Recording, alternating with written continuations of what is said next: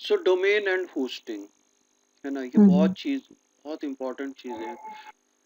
So domain, जैसे कि आपको पता ही है कि domain is the name of the website basically. Technically, non technically अगर हम बात करें तो डोमेन का मतलब है हमारी वेबसाइट का नाम, जैसे yahoo.com, जैसे google.com, जैसे facebook.com, करेक्ट। ये सब डोमेन्स हैं। ठीक है। टेक्निकली अगर हम बात करें तो हर वेबसाइट का एक एड्रेस होता है, आईपी एड्रेस। आईपी एड्रेस, और हर वेबसाइट आईपी एड्रेस से ही खुलती है। ट्रू। लेकिन क्योंकि ह्यूमन बीइंग्स के लिए इतने लंबे लंबे नंबर याद करना पॉसिबल नहीं होता, नंबर्स की जगह वो नाम आसानी से याद कर लेता है। राइट। ठीक है। इसलिए एक सिस्टम निकाला गया, क्यों ना आईपी एड्रेसेस को एक नाम दे दिया जाए, मैपिंग की जाए उसकी फिर। ठीक है। तो नाम जो दिया गया उसको कहा गया डोमेन नेम, और एक कॉन्सेप्ट बीच में डाला गया DNS, domain name server. Okay. ठीक है, डीएनएस। अब डीएनएस का काम क्या होता है कि वो मैपिंग करता है नेम की एड्रेस से। ठीक है। आपने टाइप किया bestenglishclasses.com, अब इससे कौन सा आईपी एड्रेस एसोसिएटेड है, डीएनएस उसको रिजॉल्व करेगा और वो वेबसाइट कस्टमर के सामने ले जाएगा। करेक्ट। ठीक है। तो डोमेन नेम एक एड्रेस को दिया हुआ नाम है, आईपी एड्रेस को दिया हुआ एक नेम है जो आपकी वेबसाइट से एसोसिएटेड है। ठीक है। अब इसमें भी क्लासिफिकेशन कर दी गई, कोई .com है, कोई .in है, कोई co.in है, कोई .net है, कोई .org है, कोई .ac.in है, कोई .edu है, कोई .mil है। करेक्ट। ठीक है। .gov है। राइट। तो ये सब क्या है, ये क्लासिफिकेशंस हैं, इसे हम टॉप लेवल डोमेन कहते हैं टेक्निकली। ठीक है। तो आप किस कैटेगरी में रहना चाहते हैं वो आप चूज कर सकते हैं। Com is common commercial. ठीक है। और बाकी तो जीओवी मतलब गवर्नमेंट ऑर्गेनाइजेशन, ओआरजी मतलब ऑर्गेनाइजेशन, बड़ी ऑर्गेनाइजेशन। करेक्ट। करेक्ट। .net मतलब समथिंग रिलेटेड टू नेटवर्किंग।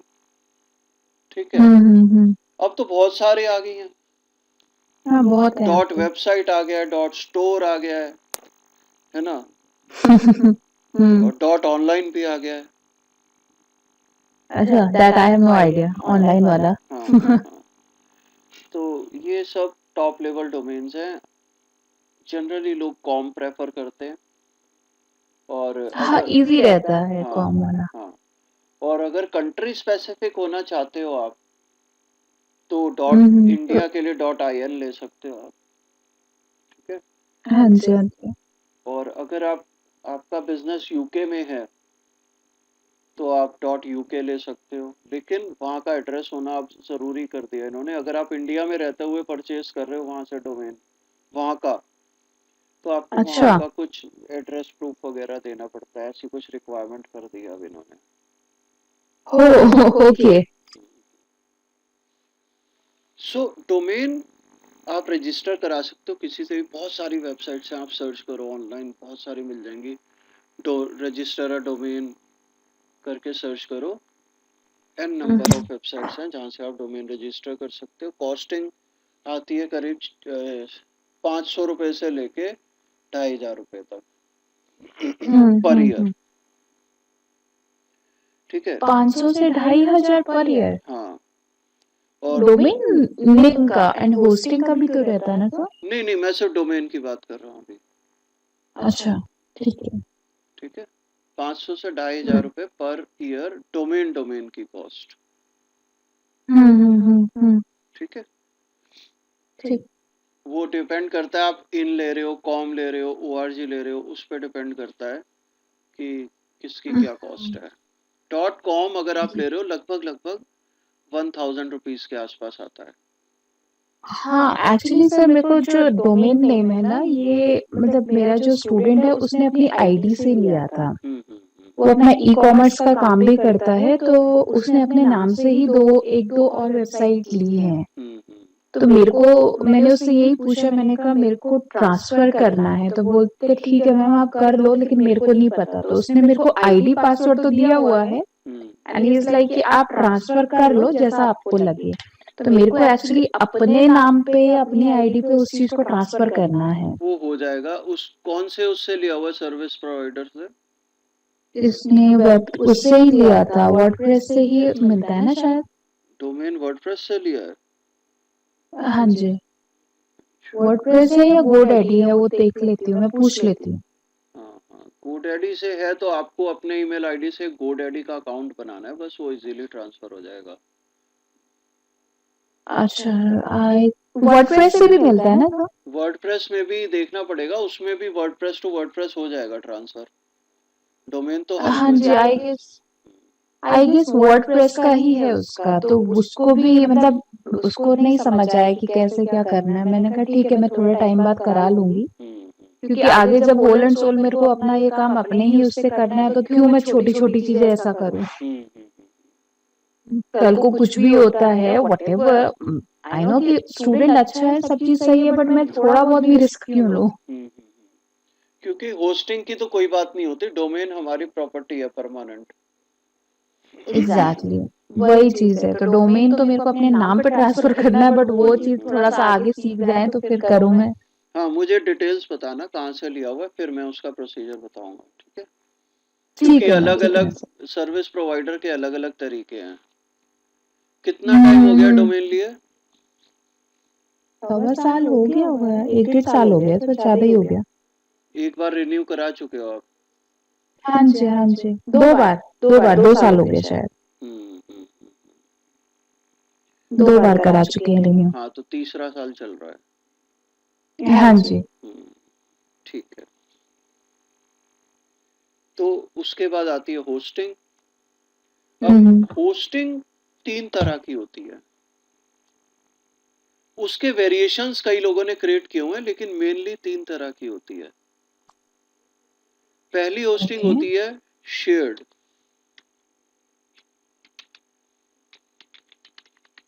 दूसरी होती है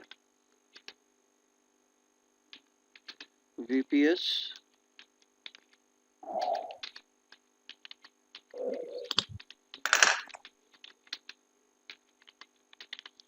और तीसरी होती है डेडिकेटेड।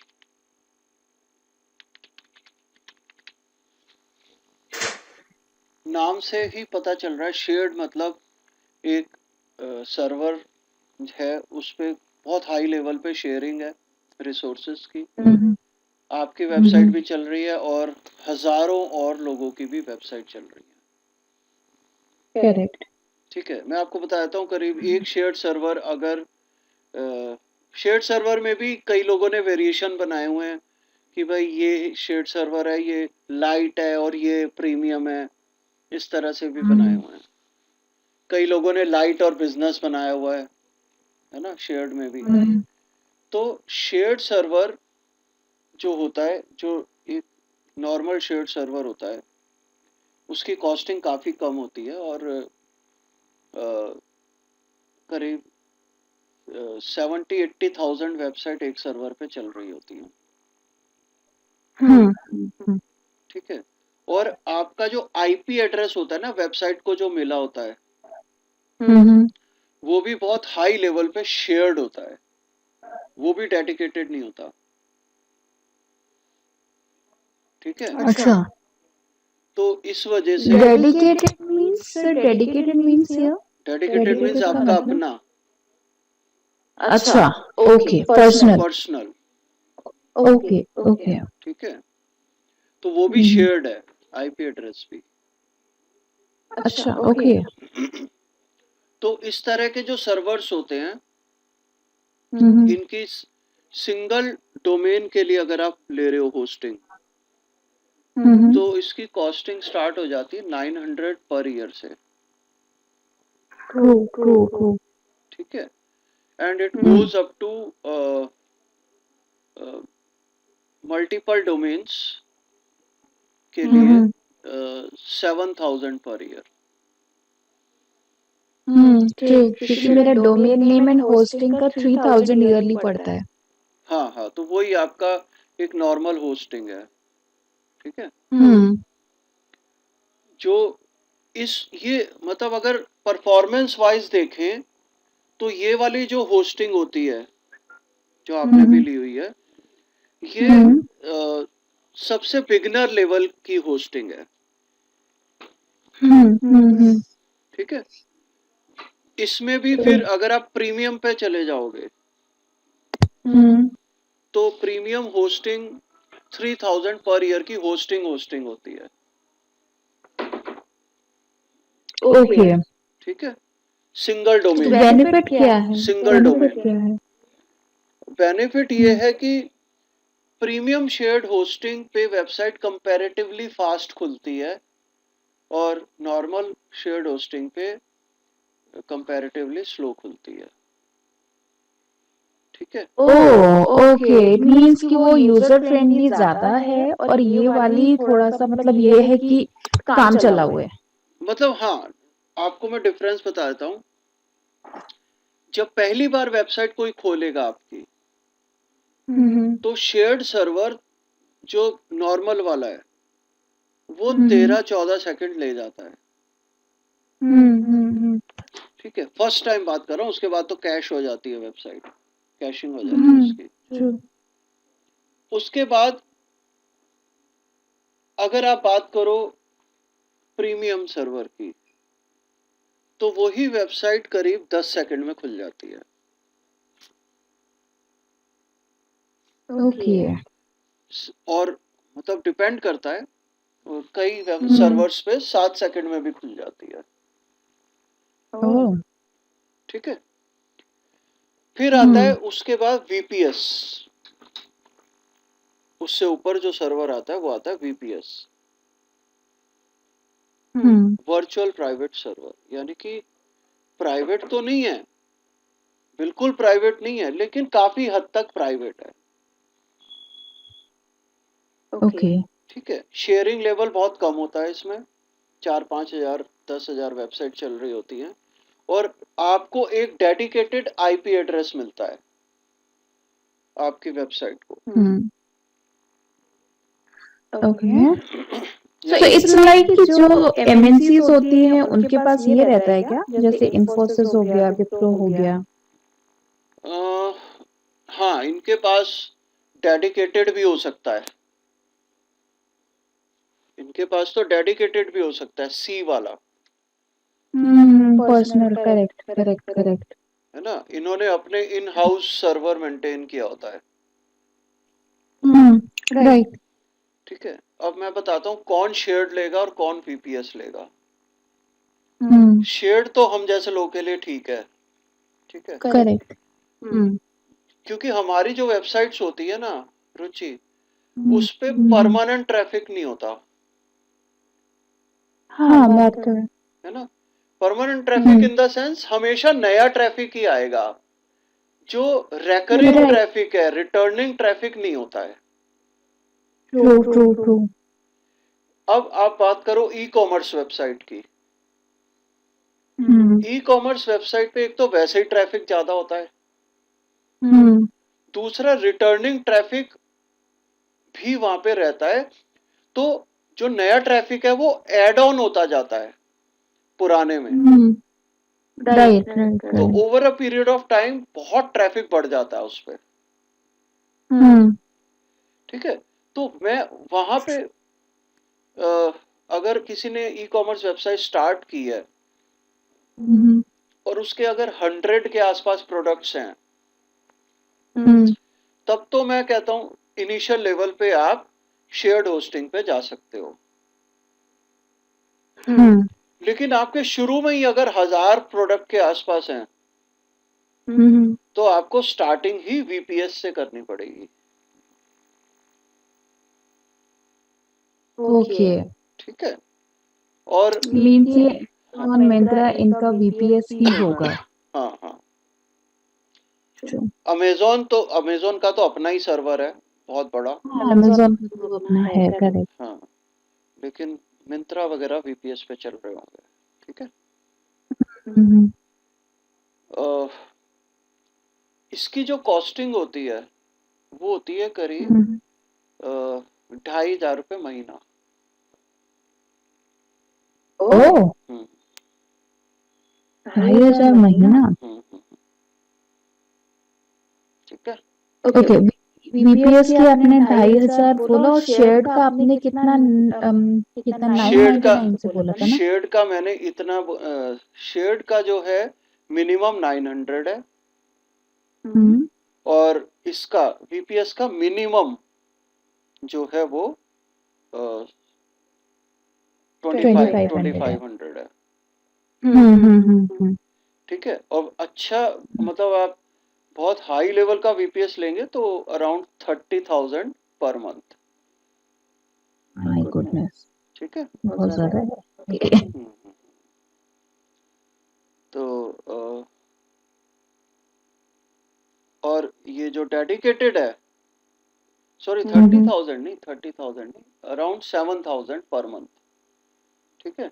ओके, डेडिकेटेड जो होता है वो आपका ही सर्वर है, मतलब मेंटेन होस्टिंग प्रोवाइडर कर रहा है लेकिन है डेडिकेटेडली आपके लिए। किसी और की वेबसाइट्स उस पर नहीं चलेंगी, आप अपनी जितनी मर्जी चलाओ। ठीक है। तो ये सर्वर की स्टार्टिंग ही 6-7 हजार रुपए महीने से होती है। ठीक है। तो स्पीड वाइज अगर हम वीपीएस और शेयर्ड की का कंपैरिजन करें तो वीपीएस पे वेबसाइट 3 से 4 सेकंड में खुल जाती है। ओके, ठीक है। तो ये डिफरेंस होता है। और हमारा ये जो स्पीड है इसका सीधा इम्पैक्ट पड़ता है सर्च इंजन ऑप्टिमाइजेशन पे, एसईओ पे। ओके, ठीक है। एसईओ गाइडलाइंस के अकॉर्डिंग आपकी वेबसाइट 5 सेकंड्स में खुल जानी चाहिए। ओ, तो उसके लिए तो फिर काफी चीजें करनी पड़ेंगी उस पे। काफी ऑप्टिमाइजेशन करना पड़ता है। एग्जैक्टली, सर्वर अच्छा हो। हाँ, अभी मेरी ही वेबसाइट अभी 7 सेकंड्स में खुल रही है, तो मुझे उसको भी कुछ देखना है कि वो 5 सेकंड में कैसे खुले। मेरी तो 11-12 से ज्यादा ही होगी। क्योंकि उसमें तो अभी तो कुछ भी नहीं है, हम नोविस है तो इतना कुछ हमने तो किया भी नहीं है उस पे। तो ये मतलब सर्वर होस्टिंग सर्वर की इम्पोर्टेंस है, मतलब अलग अलग क्यों है ये, और लोग कम ज्यादा पैसे क्यों खर्चते हैं, लोग ज्यादा क्यों खर्च देते हैं पैसे, यही reason. But sir initial level पे I would say we have to go for shared. हाँ हाँ हाँ, वो तो मैंने ई कॉमर्स में भी बोला है कि ई कॉमर्स में भी आप इनिशियल लेवल पे शेयर्ड पे जाओ, लेकिन अच्छा शेयर्ड सर्वर लो, है ना। शेयर्ड सर्वर में भी ये नहीं कि मतलब हम बिल्कुल ही लो स्पीड पे आ जाएं। अब मेरे पास 3 सर्वर हैं। एक एक अच्छा सर्वर है मेरे पास, प्रीमियम सर्वर है ना, जो मैंने अपने अच्छे क्लाइंट्स और अपने लिए रखा हुआ है। ठीक है। अब उसमें भी यूसेज अब बढ़ रहा है मेरा, है ना, कुछ क्लाइंट्स बहुत बैंडविड्थ और रिसोर्सेज कंज्यूम कर रहे हैं, तो मुझे सोचना पड़ेगा उसके लिए, इसीलिए मेरी स्पीड अब 7 सेकंड्स हो गई है, पहले 5 सेकंड में खुल जाती थी। ठीक है। ओके, तो उसमें भी अब यूसेज बढ़ रहा है, तो मुझे जो रिसोर्स एलोकेट किए गए हैं, देखो आपको जो रिसोर्सेज एलोकेट होते हैं ना, जैसे अगर आपके आपने होस्टिंग ली, उसमें आपको सपोज 20 जीबी की हार्ड डिस्क मिली है स्पेस, है ना? तो जैसे जैसे आप 20 जीबी की तरफ चलते जाओगे, आपके रिसोर्सेज फुल होते जाएंगे जैसे जैसे, तो आपकी परफॉर्मेंस वेबसाइट की डाउन होती जाएगी, राइट राइट। है ना? तो अभी मेरे 70% रिसोर्सेज कंज्यूम हो चुके हैं। तो सर इसमें कैसे होता है ये? आई मीन अगर जो आपकी होस्टिंग है, तो होस्टिंग में अगर सपोज आपने ऐसी होस्टिंग दी है जिसमें आप 70 टू 80 वेबसाइट्स उस पे रन करा सकते हो, तो उनका भी कोई जीबी का लिमिट होता है क्या कि इतना जीबी उनको कंज्यूम करना है कहते या तो क्या वो करना है? अनलिमिटेड है ना? लेकिन अनलिमिटेड में भी कुछ लिमिट होती है, ट्रूली अनलिमिटेड नहीं होता। हाँ, दैट आई नो क्योंकि हम जो इंटरनेट वाईफाई लगाते हैं उसमें भी अनलिमिटेड बोलते हैं, बट अगर ज्यादा कंजम्पशन होता है तो स्पीड थोड़ी सी स्लो हो जाती है। तो इसमें भी कुछ ऐसा ओके ही है, ठीक है? Okay, that I have no idea. हाँ, मतलब अगर आप मान के चलो, अगर कोई अनलिमिटेड स्टोरेज कहता है तो उसमें आप ये मान के चलो कि 100 जीबी होता है उसमें आपके पास, ओके। ठीक है? और भी चीजें होती हैं, रैम होती है, ठीक है? सीपीयू का यूसेज होता है। अब सीपीयू मान लो आपको 1 कोर का सीपीयू मिला है और एट अ टाइम इतना ट्रैफिक हो गया कि सीपीयू, आप अपने कंप्यूटर में भी देखो कि जब आप कई सारी एप्लीकेशंस एक साथ खोल लेते हो तो सीपीयू का यूसेज बढ़ जाता है और लैपटॉप की परफॉर्मेंस डाउन होने लगती है। True true true true. वही वहां पे भी होता है ना? तो आप जितने जितने हाई रिसोर्सेज लोगे उतनी आपकी परफॉर्मेंस बेटर होगी।